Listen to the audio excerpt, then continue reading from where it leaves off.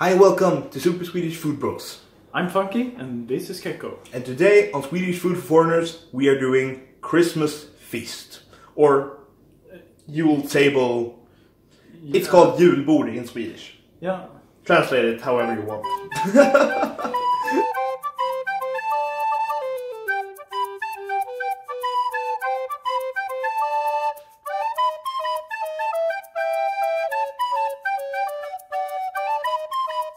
Okay, so on the menu today we got boiled potatoes, we got Temptations of Jansson. Okay, so what is that? Okay, so basically you grate potatoes and you put some anchovies on top and some onions and some more potatoes, cream, and then some breadcrumbs and some butter. And in the oven for about a half an hour or something. Okay. So you get like a potato gratin. So and it's called the Temptation of Jansson. And who Jansson is? I don't know. Who gives a shit? Yeah, and in Swedish it's Janssons frestelse, right? That's right. Yeah. And we got a liten julskinka, which is Christmas ham until it's done. It's a breaded ham. Yeah. And the breading is mustard, egg, breadcrumbs. Yeah. Prince sausages. Yeah. Tiny sausages. Yeah. Tiny sausages. In Swedish it's called prinskorv. Swedish meatballs. Swedish meatballs. Usually we do them ourselves, but... and some beetroot salad. Yeah. Pickled herring. Ooh, some more herring. This one doesn't smell terribly. Yeah, and then we got some... sylta! Okay, and sylta, it's like a really Swedish thing for me, I feel like. Because it's always on the Christmas table with my family, and basically, what is it, for the people that doesn't know? It's gelatinous meat. Okay, so that's it. And for dessert, we got a dish called ris alla malta. Yeah. Or apelsinris, roughly translated rice with oranges. Yeah. So it's rice porridge. Yeah, rice porridge with oranges in it and a cream.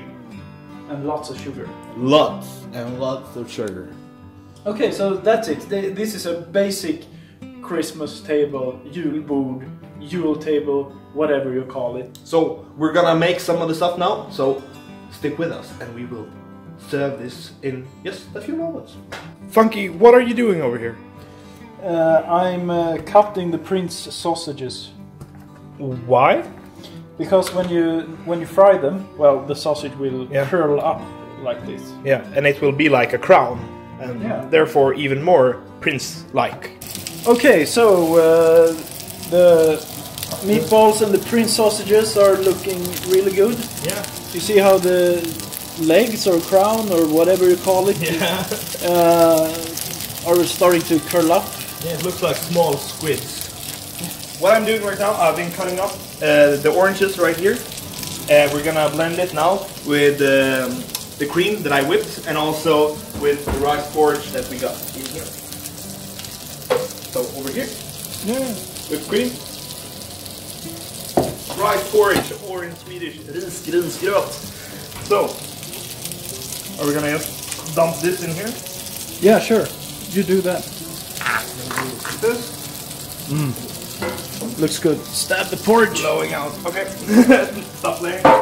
Put in some porridge right here. Oh. That should be around enough. Yeah. Powdered sugar. I think it's and vanilla sugar. Vanilla sugar as well. We're gonna mix that also into this so it gets a nice vanilla sugary taste. So it will taste amazing for our dessert.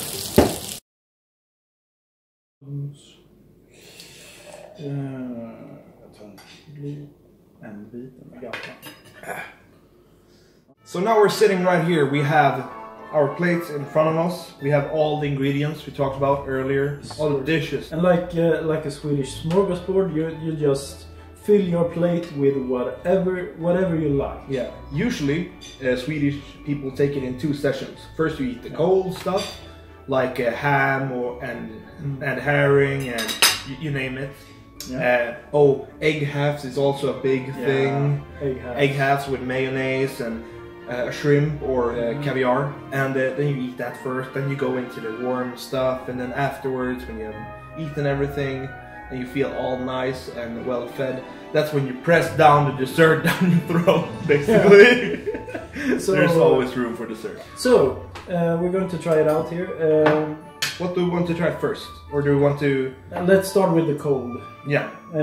Pickled herring. Pickled herring. I'm not a fan of pickled herring. Neither but for am I. you, I'm going to eat it.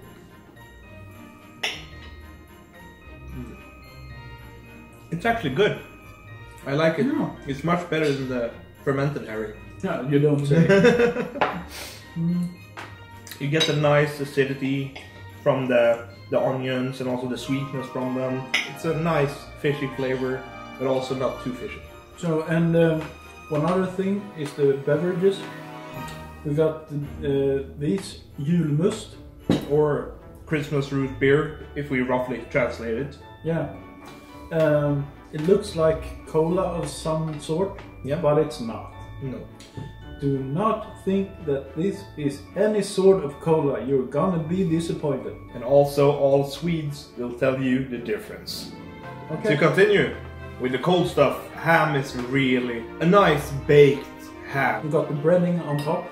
That's pretty unique for Christmas. Yeah. One typical dish on the Christmas table is dopp i grytan. Yes. You take the juices from the ham. Yeah. When you prepare it, collect it in a pot. Then you sink a loaf of bread Yeah. into it, so it soaks up and get the spongy feel. Yeah, and then you make a sandwich out of it with mustard and cooked ham. Yeah. I never tried it. Okay, maybe it's time this year. Yeah. So, okay.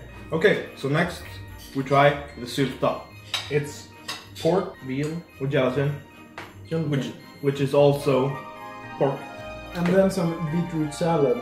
Yeah. That's the typical side dish. Oh.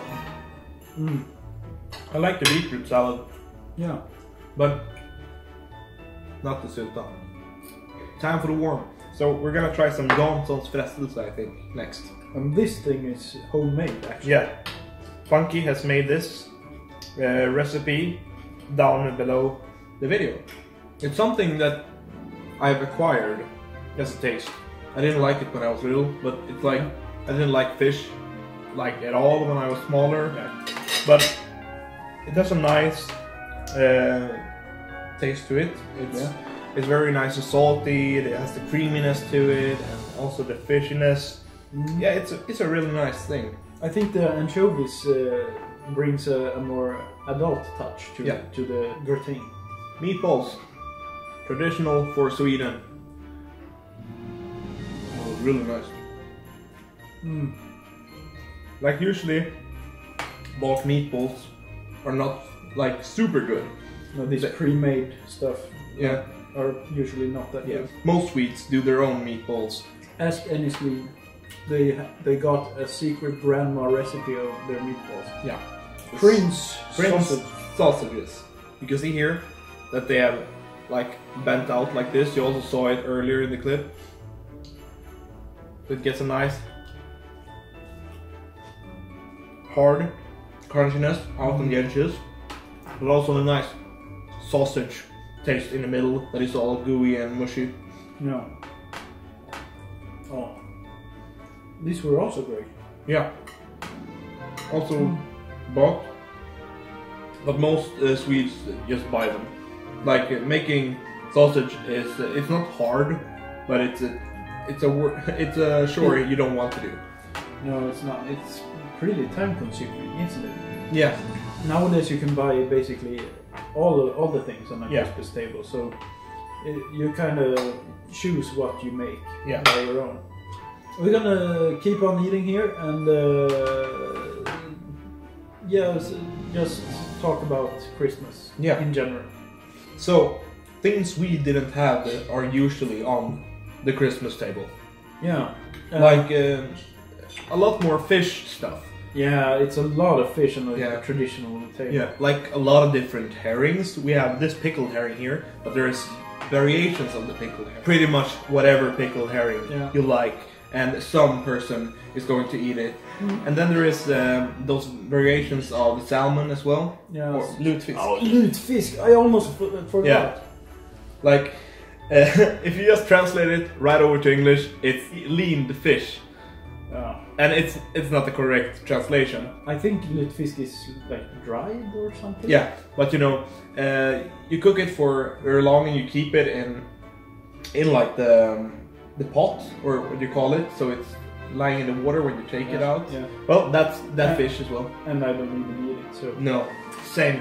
The omelets, yeah, like But- different kinds of omelets with shrimp or mushrooms or yeah. You get the point. And lots and lots of meat and sausages of different kinds. Yeah, cold ones, warm ones. The list goes on and on. This is like a traditional, the traditionally things that need to be. Our dishes here are Yeah. the most central, I think. Yeah, I guess some people would say that they miss the lutefisk or something. yeah. Yeah. Like some people have ribs as well and stuff Ribs, like that. yes. They Ribs do. are really nice to have on Christmas. So that's it. That's it. So the thing about Christmas in Sweden is that first of all we celebrate it on the 24th. So Christmas Eve is when we get together and eat the Christmas table. Yeah. Eat the Christmas table like you're eating the table. No, but the Christmas feast or Christmas table. You know, we have talked about this. And you get jultomten comes to visit. Santa comes to visit. Yeah, it's basically Santa, but not really. But that's what you do, and then the other days of Christmas, like day after and stuff like that, that is when you go around to the relatives you didn't. And eat all the leftovers. Yeah. You kind of eat the Christmas food for the several weeks after. Several weeks. Depending on how big your family is and how close you live to where the party was. Yeah. But that's pretty much it from like the warm and the cold side. Later on in this video we will show you dessert, but we will keep on eating and we'll see you soon. So now we're here. We have eaten our... I'm stuffed. Yeah, we're stuffed, both of us. We've eaten our Christmas feast from the Christmas table, and now we're gonna finish it off with some dessert, because dessert is always going down, whether you like it or not. We got an extra dessert stomach over here. We got gingerbread cookies. Gingerbread cookies. We have julskum, or translated in English, Christmas foam. Actually, the main ingredient is the same as in julsylta. Yeah, gelatin. Yeah. So basically, good sylta. Okay. And also we have this saffron buns. That's called lussekatt. Yeah. Which translates into... Saint Lucia cat. Yeah. Yeah. Yep. You know, we're weird. We're weird. Yeah, so this is what we have, and also we have the risala malta that we made earlier. And also, right here, we have some cheese, some... blue cheese. Yeah, some blue cheese on the tubes. You can have it on tubes, or you can have it like real blue cheese. But this is very good on gingerbread. Yeah, it's or on gingerbread cookies. It's pretty weird, but the taste of blue cheese and gingerbread, it works. Yeah. I don't know why, but it does. It's sweet. It's the orange slices. Yeah. Gives another touch to the porridge. And the vanilla and cream. Yeah. It works all really good together. Okay, so here's a pro tip. Gingerbread, dip it in. Dip it in some risala malta. Scoop it up. Eat it. You don't even need a spoon for this. What? We're savages. Yeah. And this skumtomte works as well. Yeah.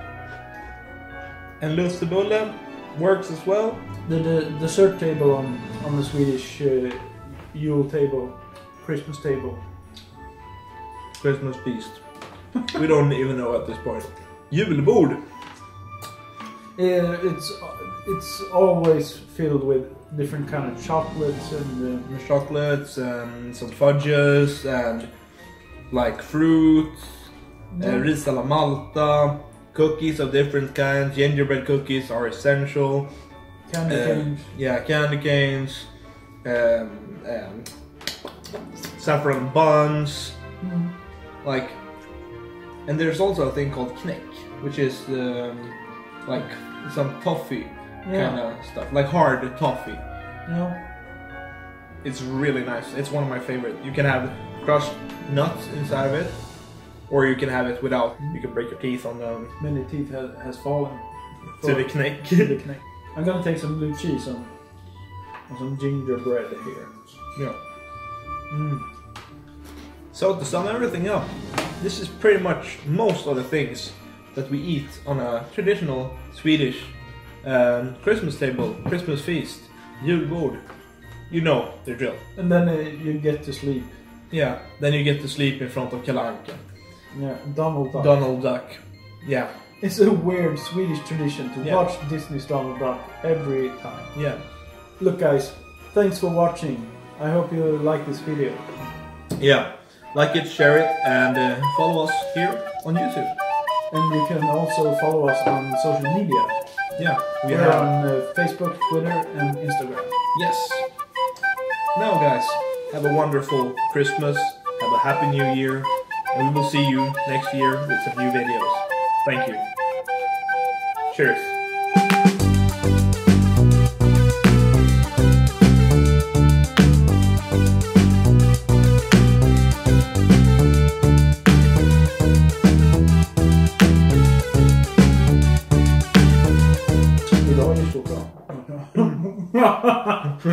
Vi...